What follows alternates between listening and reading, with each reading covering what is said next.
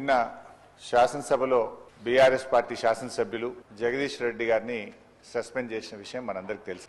దాని విషయంలో దయచేసి మీరు పునఃపరిశీలించి జగదీష్ రెడ్డి గారిపై పెట్టిన సస్పెన్షన్ను ఎత్తివేయాలని చెప్పి అప్పీల్ చేస్తా ఉన్నాం.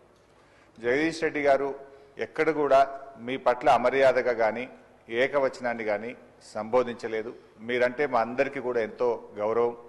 మా నాయకులు కేసీఆర్ గారు కూడా మీ ఎన్నిక జరిగినప్పుడు ఏకగ్రీవంగా మీ ఎన్నికకు సహకరించినటువంటి పార్టీ బీఆర్ఎస్ పార్టీ.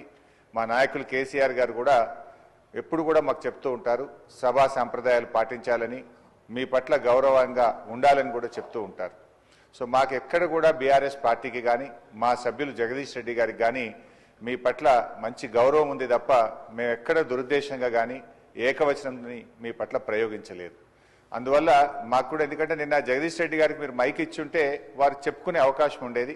వారికి చెప్పుకునే అవకాశం లేకుండానే సస్పెన్షన్ జరిగింది కనుక మీరు ఒకసారి పునఃపరిశీలించి వారిని సభలోకి వచ్చే విధంగా సస్పెన్షన్ ఎత్తివేయాలని మా తరఫున విజ్ఞప్తి చేస్తున్నాం.